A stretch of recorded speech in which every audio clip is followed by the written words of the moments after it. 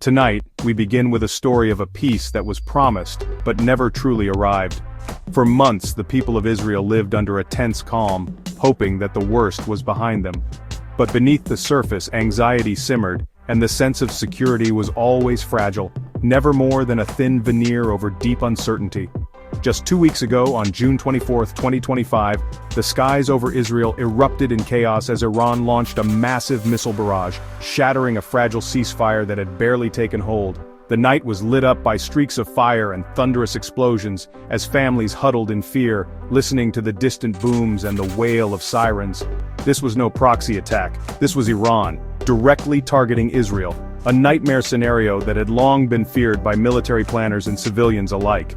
The Israeli Defense Forces scrambled to respond, tracking dozens of incoming missiles in real time, their faces etched with worry and determination.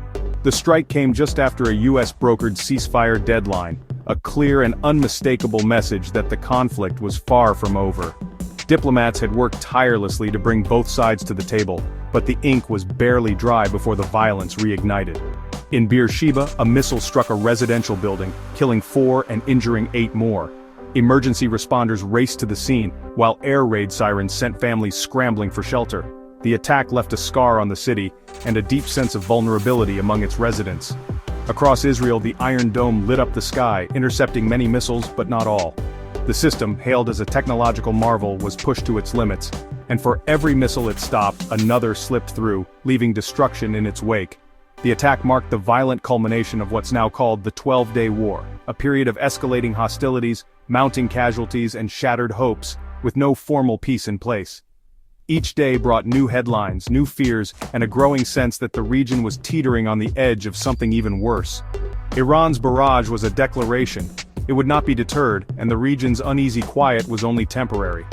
Iranian leaders appeared on television, vowing to continue their campaign, while the world watched anxiously, fearing the conflict could spiral even further out of control. As of July 8, another ceasefire is in place, brokered by intense US diplomacy and long hours of negotiation. The talks were fraught, with both sides exhausted and wary, but for now, the guns have fallen silent, at least temporarily. But no one believes this is a permanent solution. The core issues remain unresolved, and trust is in short supply. In living rooms and cafes, people watch the news with anxious eyes, wondering if this fragile calm will last. The fear of another, even more devastating round of violence hangs heavy in the air. Streets that were once bustling now fall silent at night, as families gather together, hoping for peace but preparing for the worst. For ordinary people, the fragile peace could shatter at any moment, plunging them back into conflict. The uncertainty is a constant companion, and the hope for lasting peace remains just out of reach. To truly understand the devastating attack on June 24th, we need to trace the complex chain of events that brought us to this critical moment. The story is not just about a single day, but about a series of escalating decisions, retaliations, and missed opportunities for peace. The conflict known as the 12-Day War erupted when US forces launched a surprise wave of airstrikes on Iranian nuclear facilities. This bold and controversial move was intended to cripple Iran's nuclear ambitions, but it also set off a chain reaction that would spiral out of control. Iran wasted no time in responding. Within hours, it launched 19 ballistic missiles at a US base in Qatar, directly challenging American power and sending a clear message to the world that it would not back down. The world watched in disbelief as tensions soared to new heights. Newsrooms buzzed with updates, and urgent calls for de-escalation echoed from capitals around the globe, but the situation only grew more volatile. In a dramatic address, President Trump announced a ceasefire. Israel agreed to pause its operations, but despite the public statements, no formal peace deal was ever signed, leaving the region on edge. Iran signaled it would halt its attacks if Israel did the same, creating a fragile, unwritten understanding. This uneasy truce was more a pause in violence than a true resolution. But beneath the surface, deep grievances and unresolved hostilities simmered. The ceasefire was only a brief pause in a much larger conflict, and everyone knew it could collapse at any moment. On June 24th, that fragile agreement shattered. Iran launched a direct and unprecedented strike on Israel, reigniting fears of a wider regional war. The failure of the ceasefire is a stark reminder of the deep mistrust, animosity, and historical grievances that continue to divide these two powerful nations. Now the risk of large-scale conventional warfare is more real than ever before, threatening to engulf the entire region in chaos and uncertainty. The June 24th missile barrage marked a turning point in the Iran-Israel conflict. For years, their battles were fought in the shadows, through proxies and covert operations. This time, Iran launched ballistic missiles directly from its own territory, abandoning plausible deniability. It was a bold, dangerous escalation, a clear act of war. By targeting 5 Israeli military bases, Iran demonstrated both capability and intent. The old rules of indirect conflict no longer apply. The stakes are now higher than ever. The world faces a new, more perilous reality, where every move risks a wider war. The willingness to strike directly has transformed the conflict into an open confrontation. The danger for the entire region has never been greater. Israel's Iron Dome sprang into action, intercepting many of the incoming missiles. Dramatic footage showed interceptors lighting up the night sky, but some missiles broke through. In Beersheba, tragedy struck as a missile hit a residential building, killing 4 and injuring 8. Across Israel, at least 24 people died and over 1,000 were wounded during the 12-day war.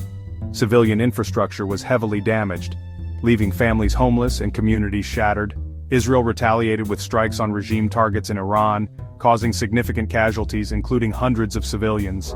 The cycle of attack and counterattack has left deep scars on both sides. Even with advanced defenses, the threat to civilians remains painfully real. The cost of this conflict is measured not just in buildings destroyed but in lives upended.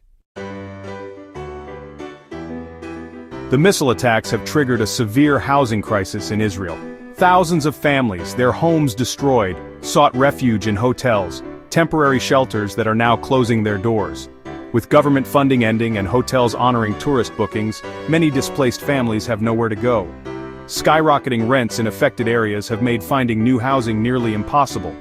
Landlords are raising prices, trapping families in a cycle of displacement and uncertainty. For many, homelessness is now a daily reality. The struggle for shelter is a hidden, long-term cost of war. For these Israelis, the battle continues, not in the skies but in the search for a new beginning. The loss of a home is the loss of stability, security, and hope. As violence escalated, the U.S. led frantic diplomatic efforts to prevent a regional war. Former President Trump, Secretary of State Rubio, and Envoy Witkoff worked around the clock, coordinating with both sides. Qatar played a crucial role, using its unique diplomatic channels with Iran to facilitate back-channel talks. These efforts eventually secured the current fragile ceasefire. Meanwhile, the U.S. evacuated hundreds of its citizens from Israel, but most Americans remain, underscoring the stakes. The world is watching, with leaders urging restraint and a return to dialogue.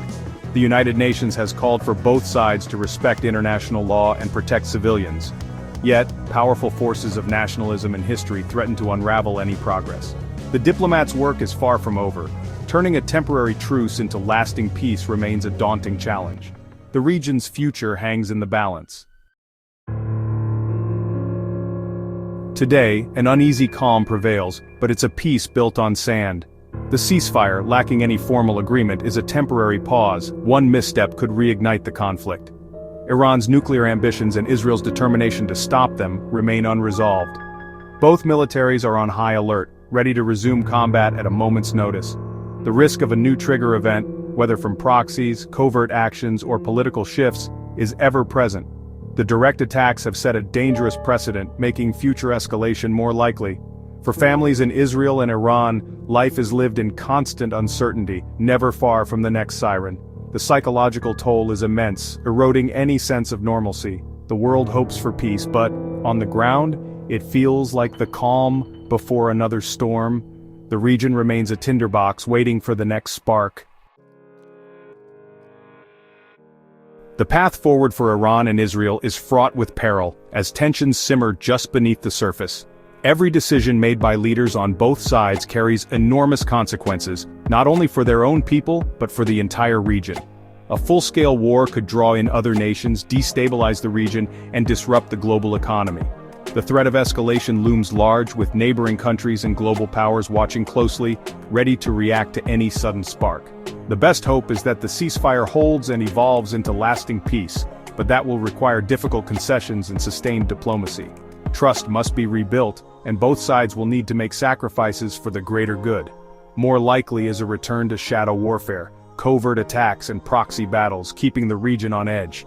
These hidden conflicts can be just as deadly, fueling cycles of retaliation and deepening mistrust. The worst-case scenario, another, even more destructive round of direct conflict, would bring devastation on a scale not seen in years, with consequences that could spiral far beyond the region. The use of ballistic missiles has opened a Pandora's box that will be hard to close. Each launch increases the risk of miscalculation, and the potential for catastrophic escalation grows with every new weapon introduced. The risk of miscalculation is ever present, threatening a war neither side truly wants. In moments of crisis, a single misunderstanding or hasty decision could ignite a conflict that spirals out of control. The human cost, families mourning the displaced, civilians caught in the crossfire, reminds us what's at stake. Behind every headline are real lives forever changed by violence and loss. The international community must push for dialogue and de-escalation. Only through collective effort and persistent engagement can the cycle of violence be broken. Ultimately, the choice between war and peace rests with the leaders in Tehran and Jerusalem, and the world watches, hoping they choose wisely, knowing that their decisions will shape the future for generations to come.